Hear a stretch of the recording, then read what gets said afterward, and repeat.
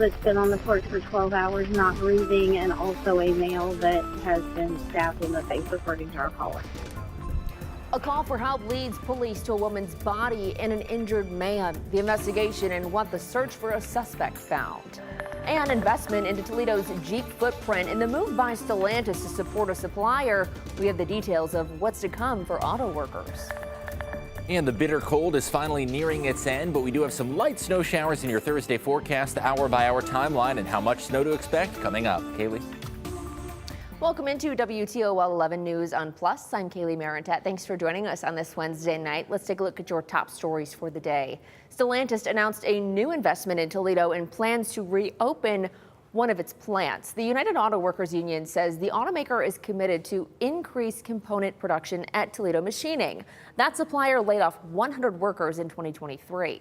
In an email to employees, Stellantis North America COO wrote, quote, "We will invest in Toledo, including additional technologies and strong product actions for Jeep Wrangler and Jeep Gladiator in our Toledo assembly complex, and more components critical to our production in our Toledo machining plant," end quote.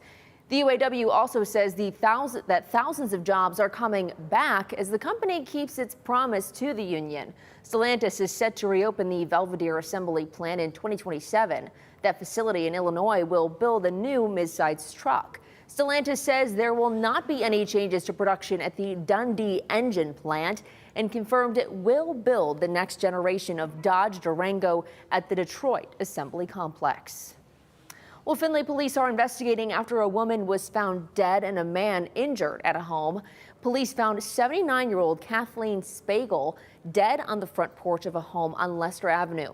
Her son, 50-year-old Gary Spagel, was found inside the home with multiple stab wounds to the face. Police say Gary's brother and Kathleen's son, David Spagel, was arrested for domestic violence. But here's where it gets confusing. Police say they don't suspect foul play in Kathleen's death, meaning they only suspect David of stabbing his brother. An autopsy has been ordered and police say charges could still be coming depending on results. In the meantime, neighbors are trying to wrap their heads around this case. I'm still processing it. I mean, like I said, it's never ending over there. The cops are there all the time. It's not anything that's been this horrible. So, I mean, I'm still trying to take that in. We'll share more information about Kathleen's autopsy as soon as we have it, both on air and online. We are following an apartment complex fire that sparked last night in Tiffin. Now, the American Red Cross is helping renters with nowhere to stay. Dominique O'Neill has the update. On Tuesday, a fire ignited the University Apartments on East Market Street in Tiffin. Flames forced neighbors out of their homes and into the cold, and at least a dozen people are now without a place to call home. One neighbor was thankful to get a helping hand after escaping the blaze. I'm glad that they opened up the office and provided heated blankets for, everybody. It's definitely a situation where no one wants to be in. According to the Tiffin Fire Rescue Division Chief Robert Chappell, more than 30 firefighters from various agencies showed up and helped for hours. We've had another fire there in the past that had several units involved.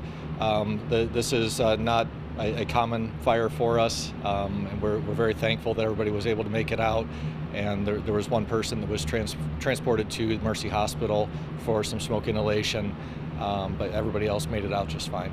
In total, 12 residents were displaced due to the fire. Todd James with the American Red Cross of North Central Ohio says their volunteers were able as well to jump in and help quickly. A number of our volunteers actually were at a meeting last night getting some training when the call came in, so they were all in one place and pretty ready to go. The American Red Cross is helping people get set up with temporary housing and other needs. If they do need maybe health services, maybe crisis counseling or spiritual care, they'd like to speak with someone, we have those folks standing by. I do understand that they've responded on this operation also and are helping, discussing with several of the families how they can help them. According to Chief Chappell, the cause of the fire still remains under investigation. Dominique O'Neill, WTOL 11. We have new details in a proposed expansion for a controversial landfill. The permit for Win Waste to build a new pond has been denied. That's a correction from our reporting last night. Washington Township upheld the decision. The Board of Zoning Appeals says the proposed pond does not meet necessary zoning requirements. The landfill faced pushback from officials and neighbors, citing compliance concerns. We talked with a spokesperson for Wind Waste who calls the decision a failure by trustees to implement zoning rules. The statement continues, quote, the Hancock County Court ruled that the Washington Township Zoning Board of Appeals improperly ruled on our pond application. We look forward to when our application will be properly heard.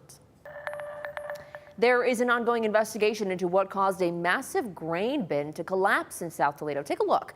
The 1 million bushel capacity bin on Coleman Drive came down just after 9 o'clock last night. Thankfully, no one was on site or hurt. The company, the Andersons, says the cause of the collapse has yet to be determined. An investigation is underway. Check this out. This is just one of the effects of this Arctic weather we've experienced in the past couple of days. This is on Enterprise Street in Bowling Green. Those with water analytics company Blue Conduit say cold temperatures cause the ground to freeze and expand, and that puts pressure on underground pipes. We're told the city had to shut the water off to make repairs, and service has been restored. John?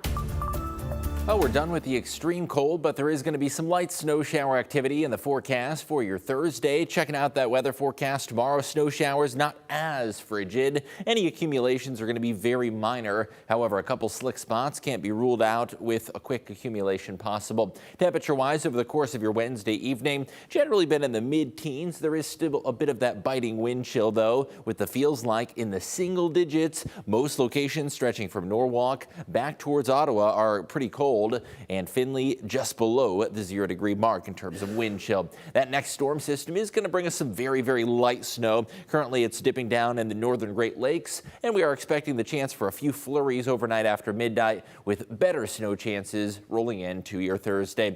There are some active winter weather alerts right along the Lake Michigan shores in western Michigan, but nothing locally, and we expect any impacts to remain very minor. Here's the hour-by-hour timeline. It is expected to be a mainly dry evening. Can't rule out a few light flurries drifting into southern lower Michigan as we advance the clock into your day Thursday. Snow chances will become a little bit more likely into the afternoon as a front moves on through, and there could be some very minor coatings or dusting of accumulation into the afternoon.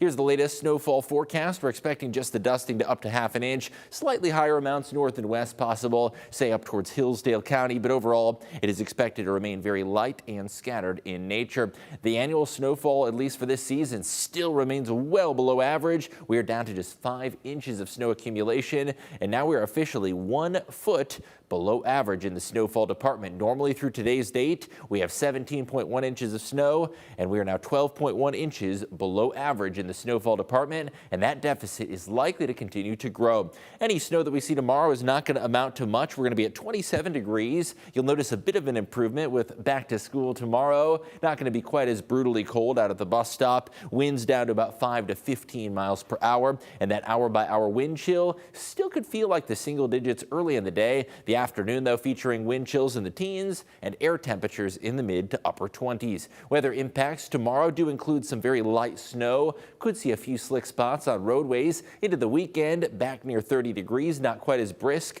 And then next week, we do see some improvements in the temperature department that'll land us above the freezing mark. The long-range outlook into the final days of January and start of February, we're going to see some milder weather return to the west of us. Temperatures for us expected to be slightly above average, and that means quite a few days near to slightly above freezing. You'll notice by next Monday and Tuesday we're back above freezing, and the tail end of that forecast does feature a few days that'll be in the mid to even the upper 30s, and with the warm up, it is going to be a quiet weather pattern. No signs of any major winter storms on the horizon through those final days of January. Kaylee?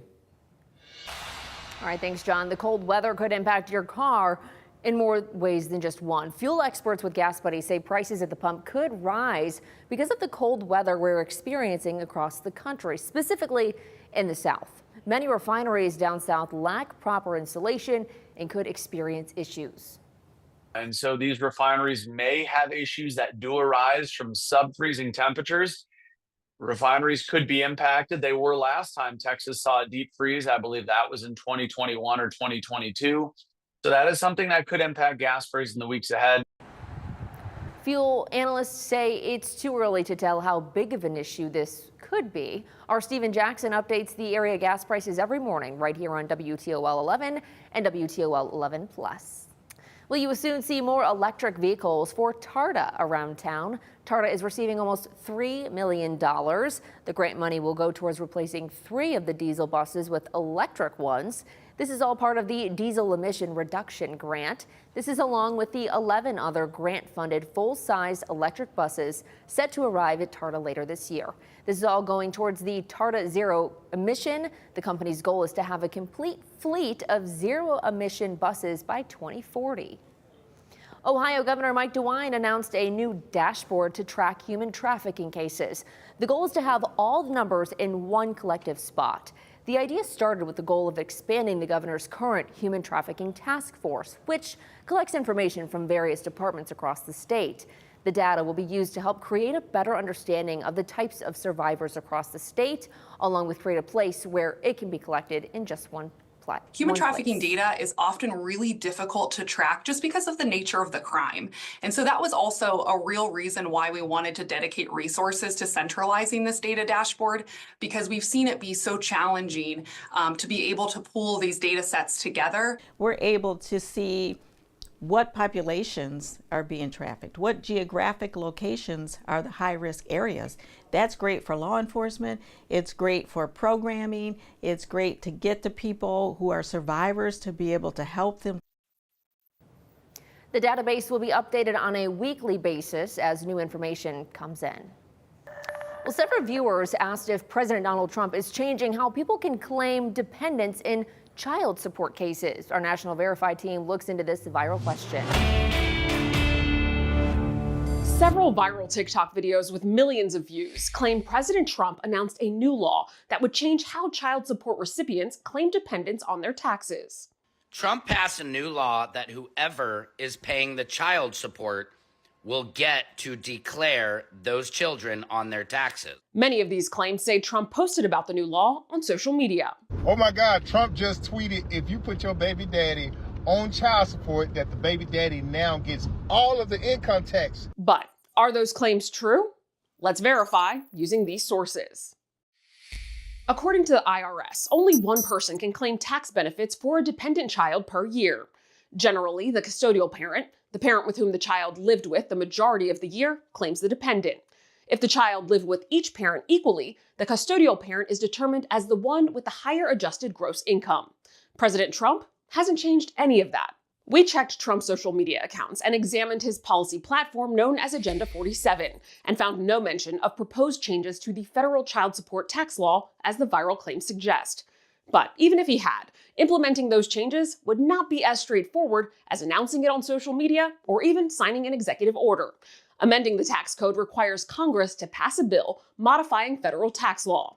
That hasn't happened, nor has it been proposed. With your Verify, I'm Ariande Till. Blue Cross Blue Shield of Michigan is looking to reduce its administrative costs. It's now offering employee buyouts to non-union workers, including more than 700 who are eligible for retirement this year. The buyouts are part of the insurer's plan to reduce administrative costs by $600 million over the next several years. Employees have until the end of the month to accept the offer. The Better Business Bureau of Central Ohio is warning eager job seekers to use caution when applying for online remote work. Scammers are taking full advantage of even scamming one woman out of nearly $5,000. The woman says she received an email from a company called Skyline Deliveries. She said the company offered her more than $4,000 a month to print shipping labels and return packages. She did the work, but you know what she got in return? I did not receive the $4,200 that was promised to me, plus the bonus. Those of the BBBs say when